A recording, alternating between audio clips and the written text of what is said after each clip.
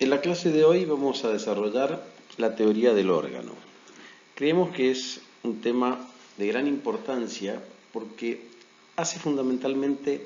a la estructura de la sociedad y a la manera en que la misma adopta sus decisiones. Inevitablemente, cuando hablamos de la teoría del órgano, tenemos que referirnos a la estructuración de la sociedad, a la forma en que aquella se organiza para poder adoptar las decisiones necesarias para desenvolverse en el medio, para desenvolverse en el comercio. Previo a entrar en el análisis de la teoría del órgano y su relación con la estructura de la sociedad, creemos importante hacer una breve referencia a la vinculación que existe entre esta y la personalidad jurídica, la personalidad de las sociedades. Y dentro de esta personalidad, hacer mención de las diferentes teorías que han tratado a esta personalidad jurídica. Dentro de estas podemos hacer una gran división que es entre las teorías naturalistas y las teorías propiamente jurídicas. Las naturalistas son aquellas para las cuales el concepto de persona no resulta de una elaboración del derecho mismo, sino que es un mero duplicado del concepto suministrado por las ciencias no jurídicas, más concretamente por las ciencias naturales. Todo el derecho es una mera recepción de la realidad natural que se le impone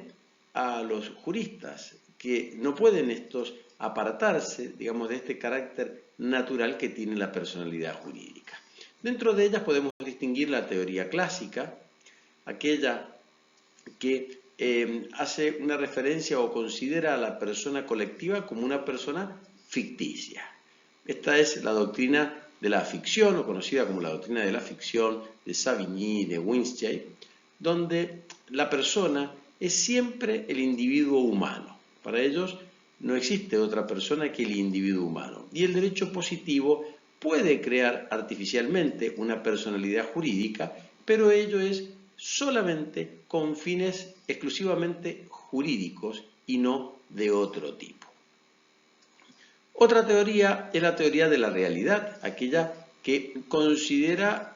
como persona natural o real, como igual al hombre, a la sociedad, a la persona jurídica. La pone en un pie de igualdad. Para esta teoría, la unión de personas individuales que persiguen fines comunes, por medios comunes, engendra una unidad superior y distinta de la pluralidad de sus componentes. Sería como la existencia de un superorganismo biológico que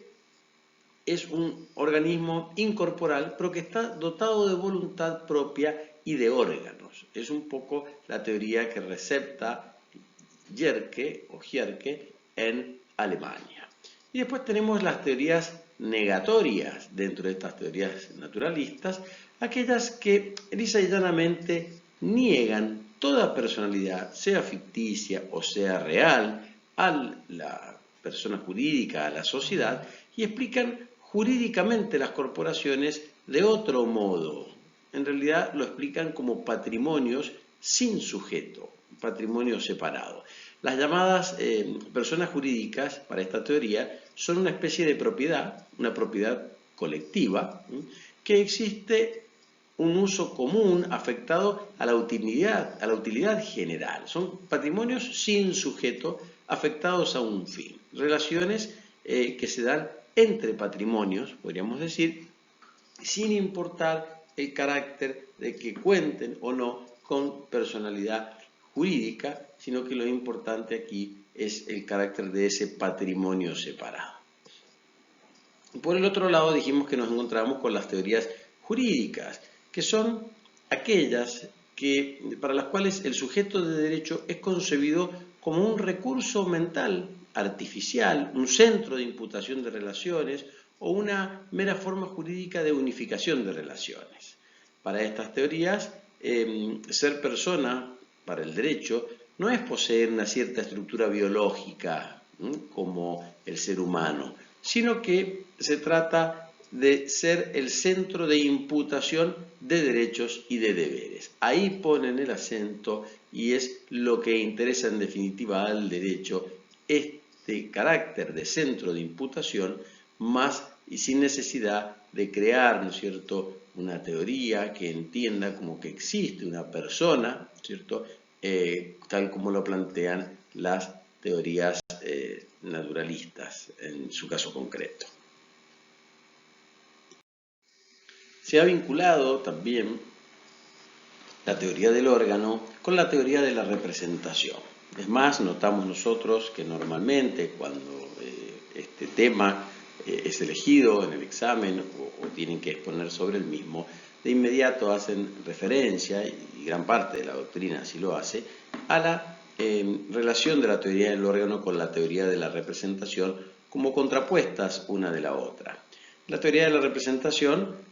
pone el acento en esta relación representante, representado y tercero con el cual contrata. Y en particular en la necesidad de contar, ¿no es cierto?, con la figura del representante, pero el representante como una persona que podría ser entendida como un ajeno, podríamos decir, o un tercero respecto del representado,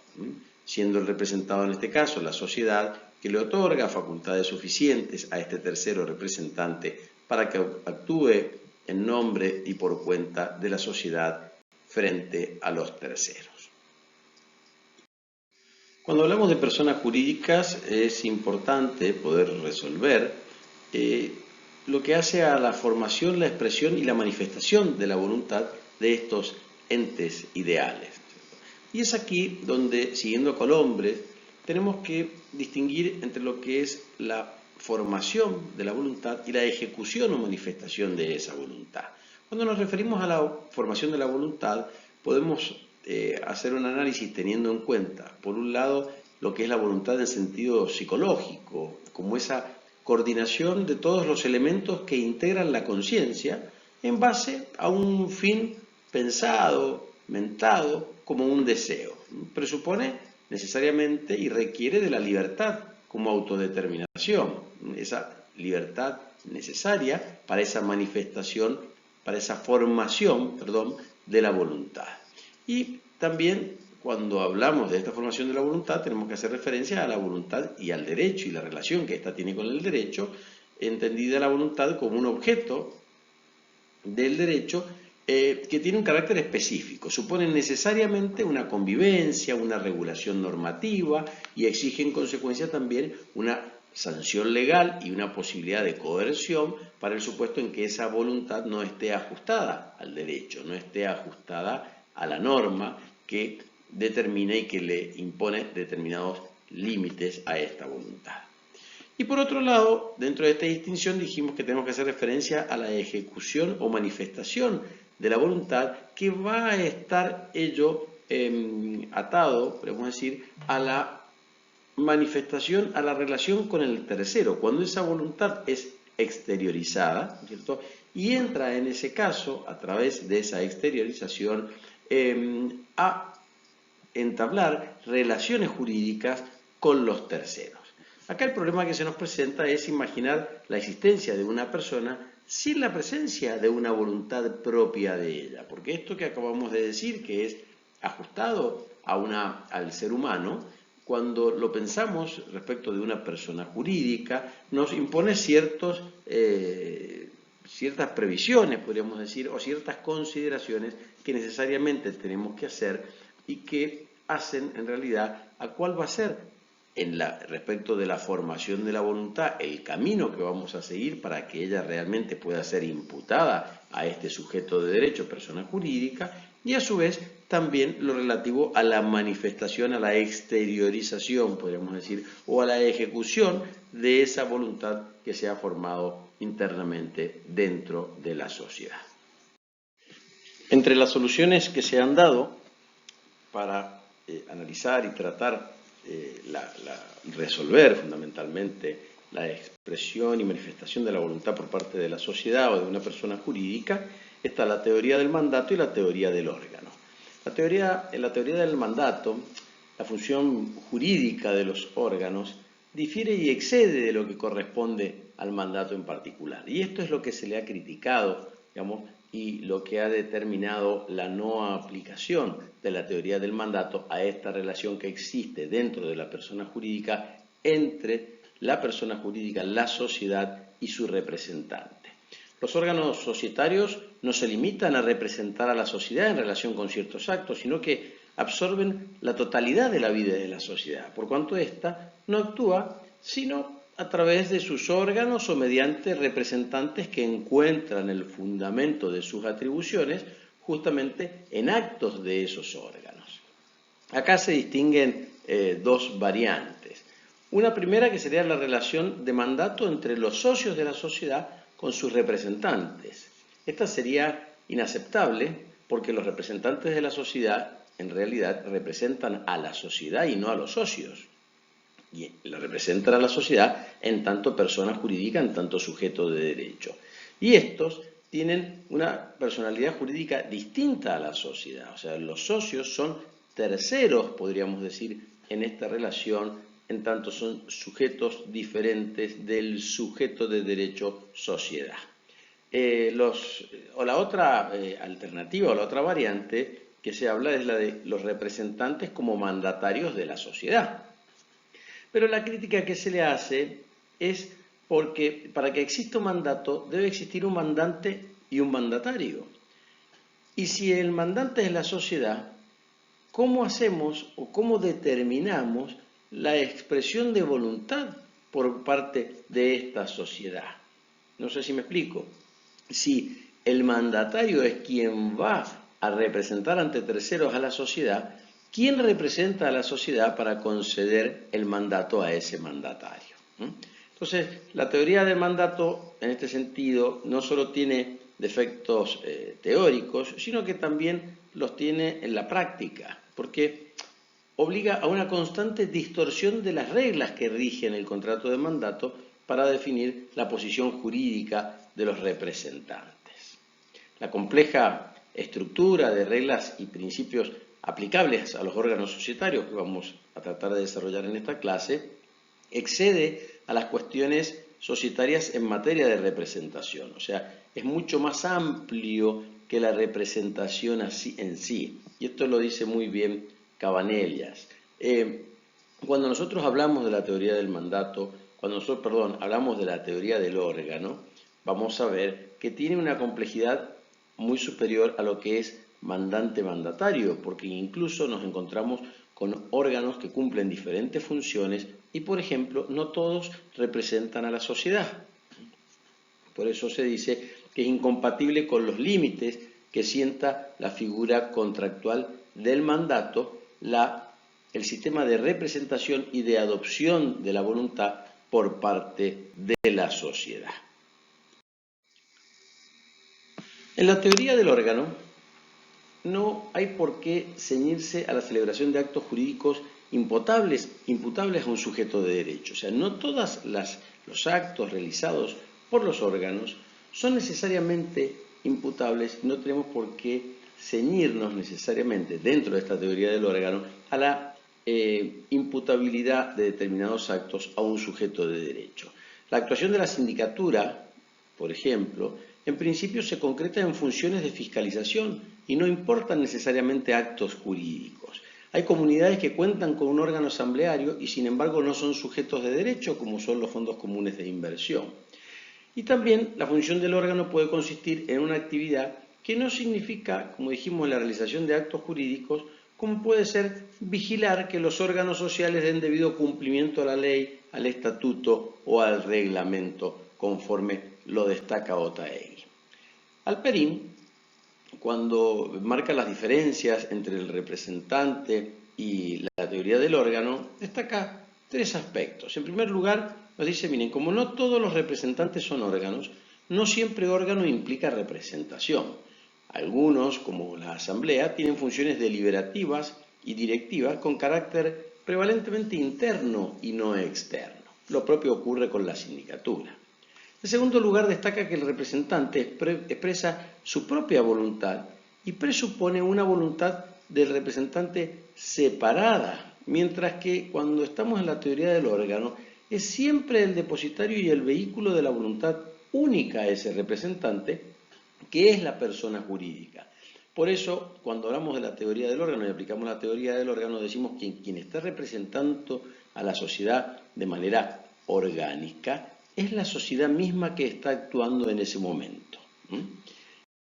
Finalmente, distingue Halperin que cuando hablamos de representante, el representante, es quien obra en nombre de otro, está obrando en nombre de la sociedad. Mientras que cuando estamos hablando de órgano, el órgano es el trámite por el que la persona jurídica obra directamente y en nombre propio. Cuando tenemos al presidente del directorio, por ejemplo, de una sociedad anónima, actuando, firmando un contrato por la sociedad, en realidad es la misma persona jurídica la que está actuando y no es un tercero despegado de la sociedad que actúa en representación de esta conforme a la teoría del mandato, sino que es la sociedad misma. El profesor Colombres, refiriéndose a la teoría del órgano, describe que esta es la única capaz de explicar en toda su amplitud el sistema de expresión de la voluntad en las sociedades anónimas. Necesita un fundamento jurídico, destaca él,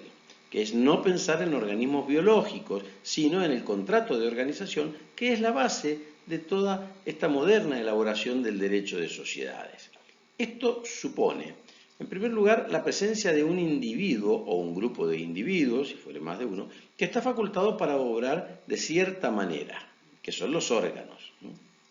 En segundo lugar, que hay un orden jurídico especial, normativo, que organiza justamente a esos órganos, valga la redundancia, y que va a determinar también cómo se va a expresar la voluntad y cuáles son las funciones de cada uno de ellos. Por eso tenemos nosotros el directorio, la asamblea, la sindicatura. Este funcionamiento coordinado de los órganos, además de estar determinado por la ley de sociedades, está determinado por los estatutos de la sociedad, que va a determinar la manera en que funcionan cada uno de ellos. Y finalmente, que esta conducta debe ser imputada al orden especial sociedad, que son los individuos agrupados, de la conducta de los individuos facultados como órganos. O sea, aquellos que están facultados como órganos, bien sea órgano de representación, de administración, de gobierno, que es la asamblea, o de control, que puede ser la sindicatura, que están facultados como tales, van a realizar actos que van a ser imputados al orden especial llamado sociedad, que está constituido por estos individuos agrupados entre sí. Podemos así sostener, desde el punto de vista conceptual, que el órgano es la estructura normativa que nos determina cuándo y de qué modo la voluntad o el hecho de un individuo o el de varios individuos será imputado en sus efectos a un grupo de individuos vinculados en un orden especial, llámese sociedad. Hay que aclarar aquí, en primer lugar, que es un concepto jurídico, por eso ponemos el acento, como lo decía Colombres, que no viene de la biología.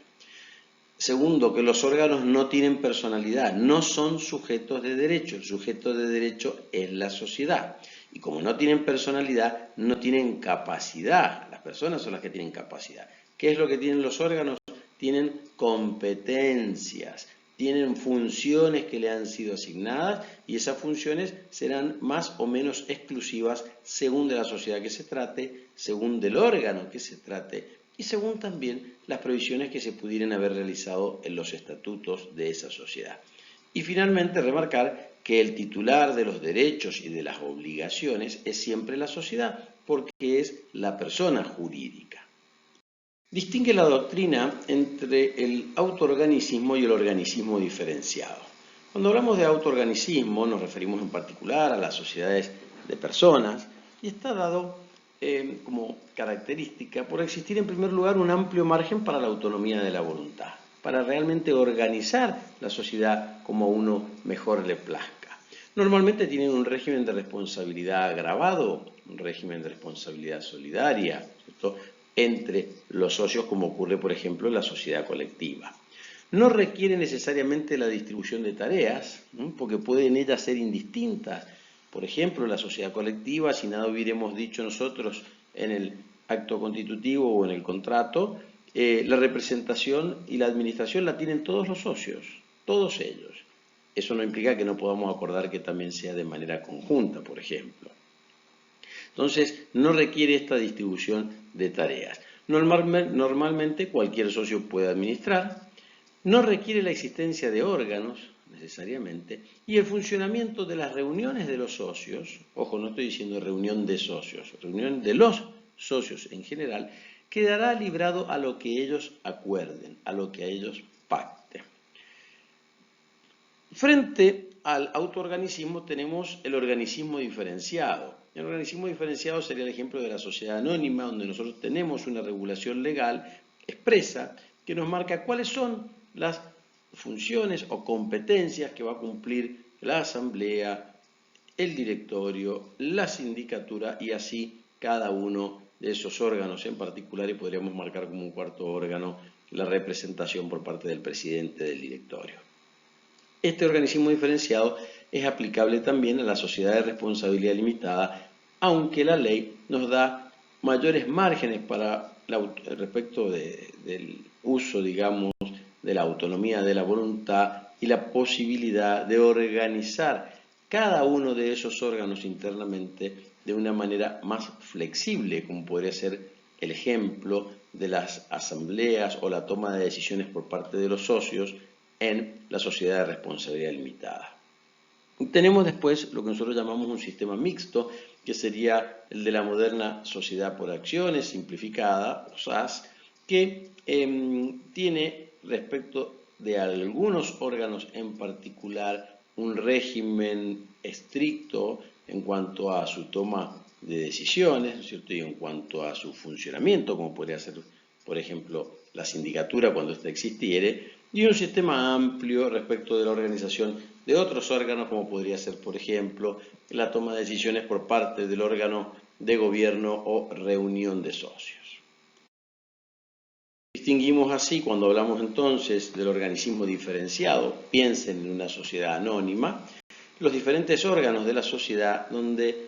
hemos optado por hacer una división en 4 funciones que existen, que son distintas. Una función primero de administración, llevada a cabo por el directorio, que puede contar, ¿no es cierto?, con una gerencia también, y que se va a dedicar a realizar justamente los actos de administración que son de administración interna dentro de la sociedad. Un órgano de gobierno que es la asamblea en el caso de la sociedad anónima,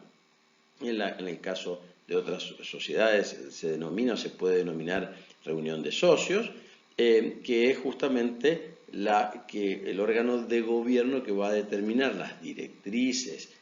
generales, sobre todo al momento de constituirse la sociedad, y con posterioridad va a ser aquel que elige a los administradores, remunera a los administradores, toma decisiones tendientes incluso al control y la posibilidad de remoción de estos administradores, como así también la aprobación de todo lo que hace a las cuentas y a la contabilidad de la sociedad realizada por el órgano de administración. Y como tercer órgano marcamos el órgano de control, que puede estar revestido por la sindicatura o por un consejo de vigilancia que va a controlar a los restantes órganos, en particular al órgano de administración, pero también al órgano de gobierno, porque en alguna medida la sindicatura puede incluso plantear la nulidad de la asamblea que se ha realizado o de la reunión de socios que se ha realizado, con lo cual también controla a estos.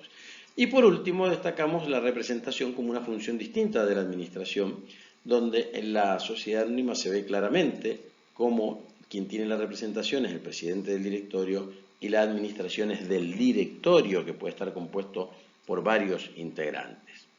En el caso de otras sociedades, como el supuesto de la SRL, podemos hablar de la gerencia, que es quien lleva adelante la representación, y ahí sí la ley nos da mayor autonomía de la voluntad para diagramar quién tendrá esa función y cómo la tendrá, ya que puede ser de manera indistinta, de manera conjunta, si fuere plural, o puede ser solo uno de los administradores o gerentes de la sociedad. Lo importante acá es determinar que en este organismo diferenciado nosotros lo que tenemos es un sistema de funciones, de distribución de funciones, que a su vez de manera entrecruzada se controlan entre ellos. Por eso siempre recomendamos nosotros esas 2 páginas que trae sobre la teoría del órgano, el libro de Alperín, actualizado por Otaegui, de Sociedades Anónimas, que describe con mucha claridad cómo hay un sistema cruzado de controles al estilo de un sistema republicano, si uno quiere, de gobierno, como ocurre a nivel del gobierno de las provincias o de la nación, y la importancia de que éste sea equilibrado, incluso entre ellos. La adopción de la teoría del órgano, que había sido tan clara y que es tan clara dentro del régimen de la Ley General de Sociedades, tuvo un respaldo muy fuerte con la sanción del Código Civil y Comercial de la Nación a través de la Ley 26.994 y que diera motivo también a reformas a la Ley General de Sociedades. El Código Civil y Comercial de la Nación, en esta primera parte, como nosotros lo hemos visto al desarrollar la unidad 4, relativa a la teoría general de las personas jurídicas,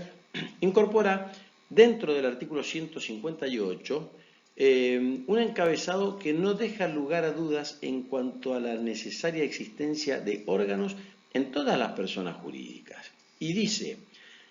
artículo 158, Gobierno, Administración y Fiscalización. El estatuto debe contener normas sobre el gobierno, la administración y representación, fíjese cómo distingue administración de representación, y si la ley la exige, sobre la fiscalización interna de la persona jurídica. Esto implica para nosotros una clara aceptación de la teoría orgánica, que se va a dar aún en el caso de la sociedad unipersonal, hoy admitida en la sociedad anónima unipersonal o en la SAS unipersonal, en la medida que hay división de funciones más allá de que tenga un solo socio,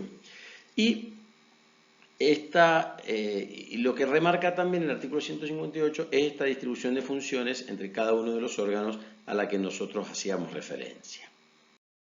Haciendo una breve referencia a la distribución de funciones dentro de los tipos societarios más emblemáticos o aquellos que se encuentran dentro del régimen de organismo diferenciado,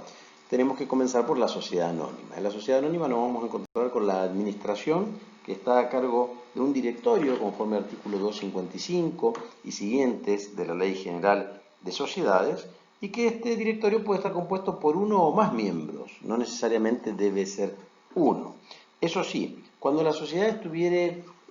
comprendida en alguno de los supuestos del artículo 299, con excepción del inciso séptimo relativo a la sociedad unipersonal, a la SAU,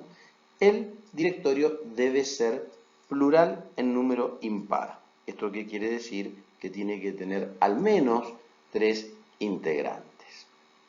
Una vez constituida la sociedad, normalmente en los estatutos lo que se hace es poner un mínimo y un máximo de directores con los que la sociedad podrá contar, y será después la asamblea, conforme al artículo 255, la que tendrá la facultad de precisar cuál va a ser el número exacto de directores que va a tener la sociedad por un periodo determinado, ya que esto puede también variarlo sin violar los derechos adquiridos por las minorías. Una de las características que tiene nuestra Ley General de Sociedades respecto de la sociedad anónima es que no determina cuáles son las funciones que deben cumplir los administradores, o sea, cuáles son las funciones que debe cumplir el directorio. Sí lo hace respecto de la representación de la sociedad en el artículo 268, donde claramente nos dice que la representación corresponde al presidente del directorio y que el estatuto puede autorizar la actuación de uno o más directores. En ambos casos se aplicará, nos dice el artículo 58 de la parte general relativo a la representación plural de la sociedad, que no es tema de esta clase. Pero lo importante es tener presente que la representación no es de todo el directorio, sino que es del presidente del directorio o, en algún caso excepcional, si se hubiera designado a otra persona para que conjuntamente con el mismo representare, podría ello también ocurrir. A partir del artículo 233 y siguientes, la Ley General de Sociedades regula las asambleas y determina cuáles son las competencias que ésta va a tener, en particular el artículo 234 y 235, y los efectos que sus decisiones tendrán respecto de todos los integrantes de la sociedad. Fíjense cómo aquí, a diferencia del directorio, la ley sí estipula, en particular en los artículos 234 y 235, diferentes temáticas que van a ser tratadas por la Asamblea, marcándoles de alguna manera, podemos decir, el ámbito o el alcance de las facultades que la misma va a tener. De igual modo, ¿quiénes son los que van a participar de las asambleas? Que no es solamente los socios de la sociedad, sino también hay otros obligados incluso a participar, como pueden ser los directores o los miembros del órgano de fiscalización. Finalmente nos encontramos con el órgano de fiscalización, que puede estar cumplido o cubierto por la sindicatura o por el Consejo de Vigilancia. Y cuando la sindicatura fuere plural, tuviera más de un miembro, se la llama comisión fiscalizadora. Esta función de fiscalización este órgano de fiscalización puede ser prescindido, puede prescindirse del mismo, conforme lo marca el artículo 284, segunda parte de la Ley General de Sociedades, respecto de aquellas sociedades que no se encuentren comprendidas en los supuestos del artículo 299 de la Ley General de Sociedades. Pues, en caso, por ejemplo, de la sociedad, aún la del 299, inciso 7, que es la sociedad anónima unipersonal, también denominada SAU, esta debe contar necesariamente con una sindicatura que debe estar cubierta por un miembro, al menos, un integrante. Aclaramos esto de un integrante porque cuando se sancionó la reforma de la ley tenía que tener un directorio de 3 personas y una sindicatura también integrado por 3 personas. Esto se modificó con la ley 27290 y como consecuencia de esa notificación, de esa modificación, ahora puede ser o debe ser al menos un solo integrante del órgano de fiscalización. Pero lo importante es aclarar que conforme al régimen de la Ley General de Sociedades, yo no puedo constituir solo una sociedad. O sea, la sociedad unipersonal en realidad se da como unipersonal expresamente o de manera irrestricta, conforme está regulada en la Ley de apoyo al capital emprendedor, que crea la SAS, y en la SAS sí podremos tener una sociedad unipersonal donde solamente necesitaremos una persona, que es ese socio único, porque el mismo puede ser administrador y no necesita contar con un órgano de fiscalización. Cuando se prescinda del órgano de fiscalización, el control lo realizarán los socios, en los términos del acuerdo 55 de la Ley General de Sociedades. Y por último, destacar respecto de la fiscalización que en el artículo 294 de la Ley General de Sociedades, la ley nos da cuáles son las atribuciones y los deberes que deben cumplir los síndicos. De manera tal, y vuelvo a remarcar esto, nuestra ley sí nos marca con bastante claridad cuáles son las facultades que debe cumplir o las funciones que deben cumplir los integrantes del órgano de gobierno o asamblea, en los artículos 234 y 235, y cuáles son las atribuciones y deberes que deben cumplir los integrantes del órgano de fiscalización, en el 294, pero no así respecto de los integrantes del órgano de administración, que no hace referencia alguna.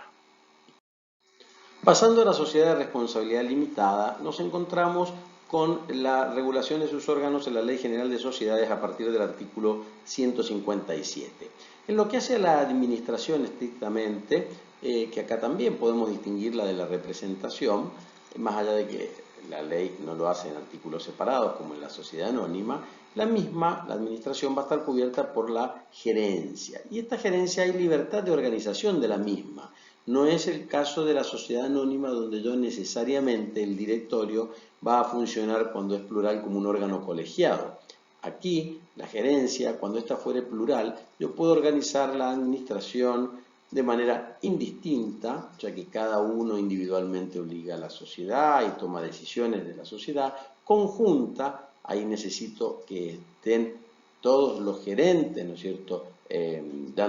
manifestando su voluntad en igual sentido para tomar la decisión en particular. Podría ser colegial, que es cómo funcionan los órganos de la sociedad anónima y que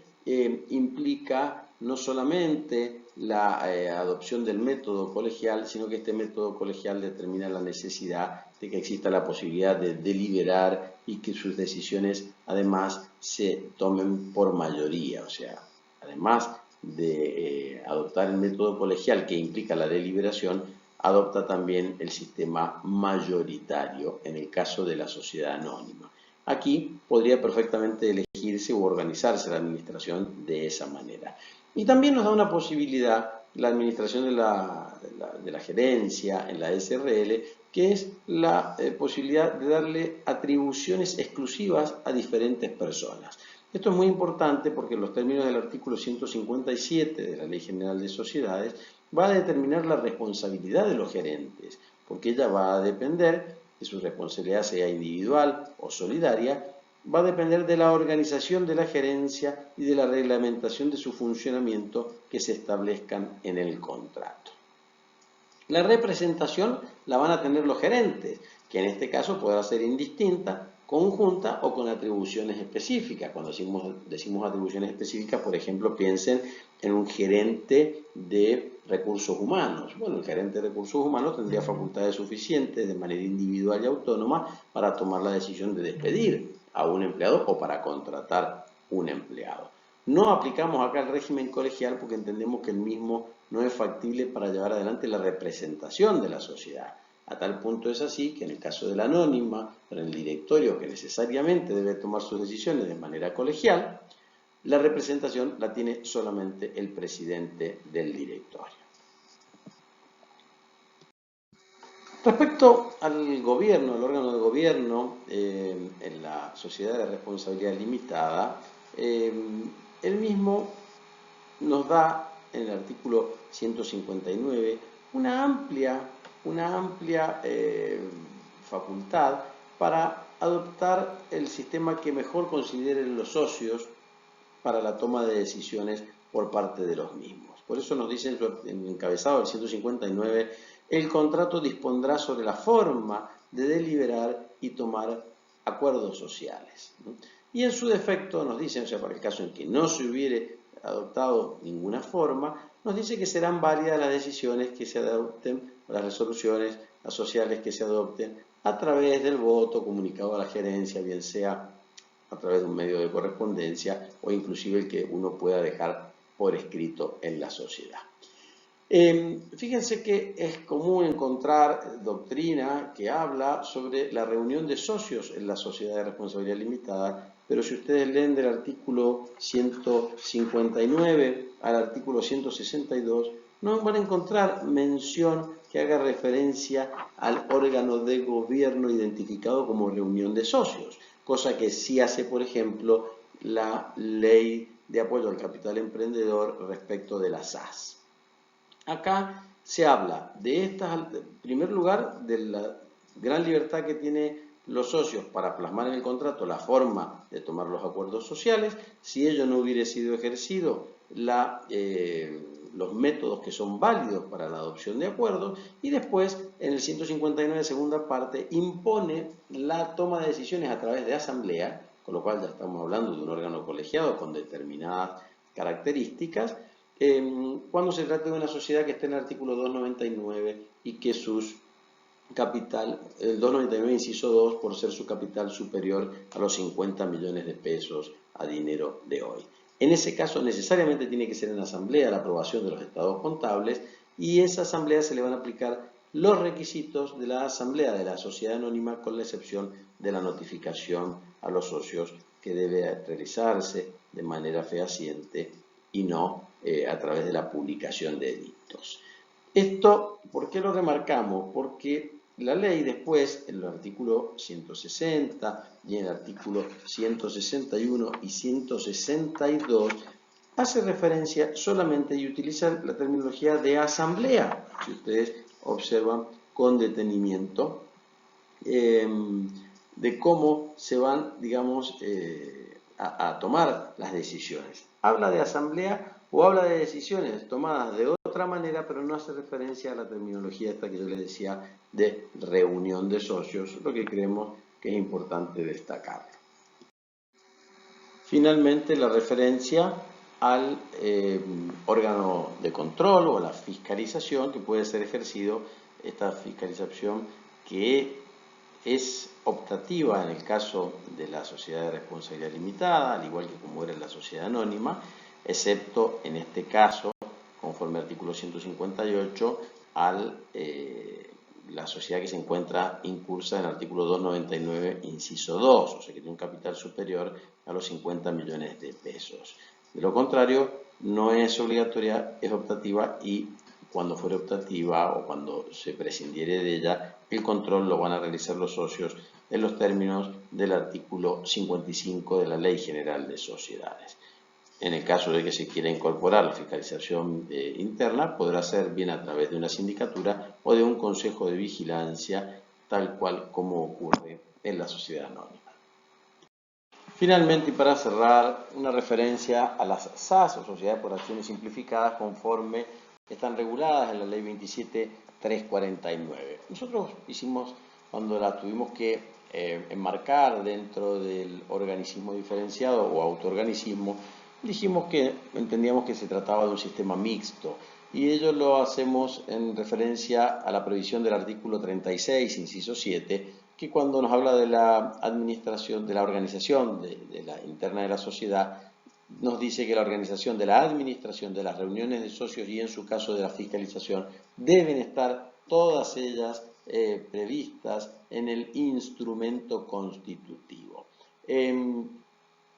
Por eso lo de sistema mixto. Dentro de la administración encontramos una amplia libertad de formas, tanto es así que ni siquiera nos impone una denominación, como si lo hace la Ley General de Sociedades para la SRL cuando habla de gerencia, o para la anónima cuando habla de directorio. Acá podríamos ponerle la denominación que a nosotros se nos plazca. Otro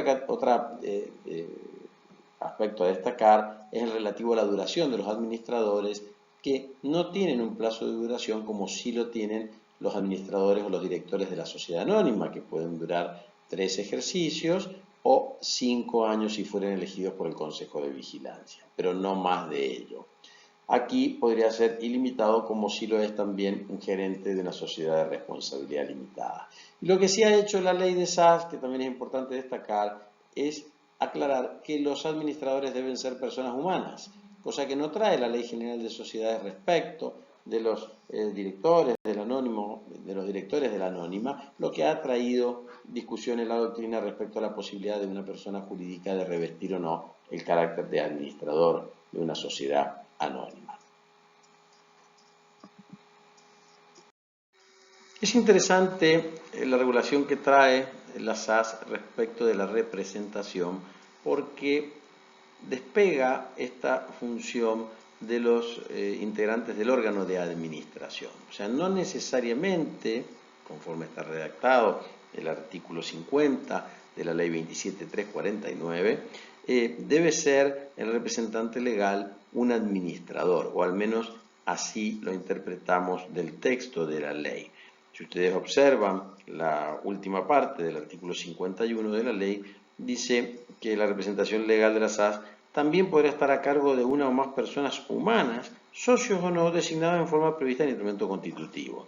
A falta de previsión en el instrumento constitutivo, se podrá designar posteriormente, o en su caso lo podrá hacer el socio único. Y destaca que el representante legal podrá celebrar y ejecutar todos los actos y contratos comprendidos en el objeto social o que se relacionen directa o indirectamente con el mismo. Cuando habla en el artículo 52 de los deberes y de las obligaciones, dice, se refiere a los administradores y a los representantes legales. O sea que esto podría llevar a que no sea necesariamente el representante legal un administrador.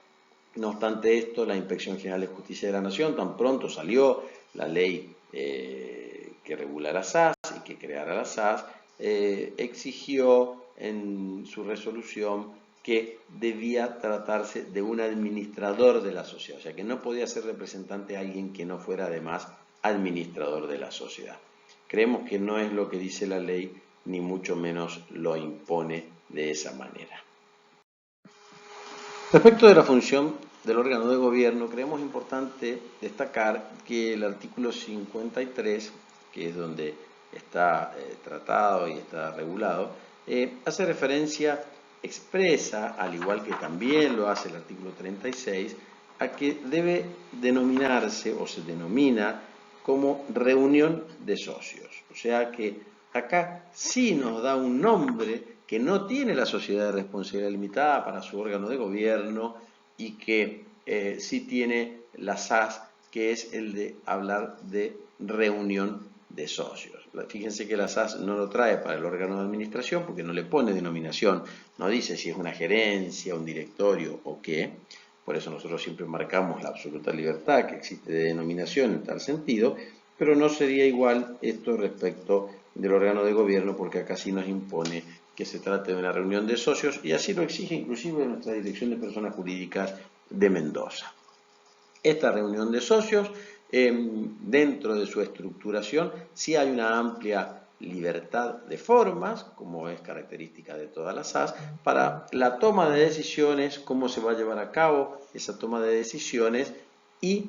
no solo respecto al lugar de las reuniones, sino también al amplio sistema de la toma de decisiones a distancia, que ya incorporó en nuestro derecho positivo el artículo 158 del Código Civil y Comercial de la Nación.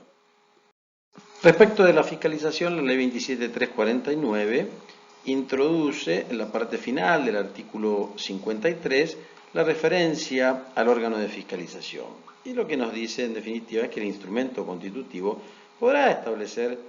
un órgano de fiscalización, sea sindicatura, sea un consejo de vigilancia, y que el mismo se va a regir por las disposiciones que se prevean en el instrumento constitutivo y supletoriamente por las normas de la Ley 19.550 de la Ley General de Sociedades en lo pertinente, le hace, entendemos nosotros, si se tratará de una sindicatura, se va a regir por las normas que trae la sociedad anónima para la sindicatura. ¿Qué es lo importante aquí? La posibilidad de prescindir de la fiscalización interna, ¿no es cierto?, de esta libertad, digamos, que maneja la ley de SAS, y de prescindir incluso, porque no lo prevé de manera expresa, no lo dice de manera expresa, incluso cuando la sociedad se encuentre su capital incurso en el 299 inciso 2, o sea que tenga un capital superior a los 50 millones de pesos. Aún en ese caso, no será necesaria la fiscalización interna, no será obligatoria la fiscalización interna. Eso no quiere decir que no la puedan prever, digamos, los socios en el instrumento constitutivo. El artículo 49, segundo párrafo de la Ley 27349 trae una incorporación que nosotros creemos que es cuanto menos polémica, que es la relativa a la sociedad por acciones simplificada cuando es unipersonal. Y nos dice que durante el plazo en el cual la sociedad funcione con un solo socio, éste podrá ejercer las atribuciones que la ley confiere a los órganos sociales en cuanto sean compatibles, incluida la del representante legal. O sea que pareciera, y creemos nosotros que así lo interpretamos, esto pone en duda la aplicación de la teoría del órgano a la SAS unipersonal en la medida que desdibuja la división de funciones que existe y que es propia y característica de la teoría orgánica. Acá vemos cómo mezcla de alguna manera esas funciones porque nos dice, el párrafo ese que acabamos de leer, que podrá ejercer este socio único las atribuciones que la ley le confiere a los órganos sociales en cuanto sean compatibles, incluida la del representante legal. O sea que podría yo entender que, aún existiendo designado un representante legal que no sea el socio único, este socio único podría ejercer las facultades de ese representante legal.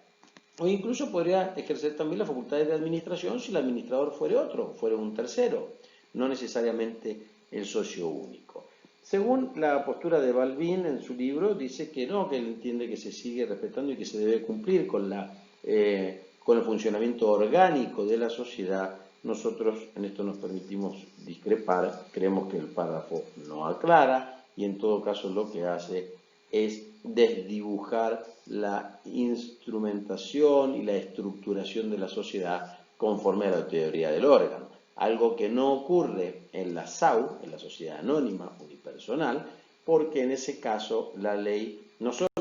no tiene una referencia como esta, la Ley General de Sociedades, sino que además de no tener una referencia como esta, dice expresamente que tiene que tener una sindicatura, aunque sea unipersonal.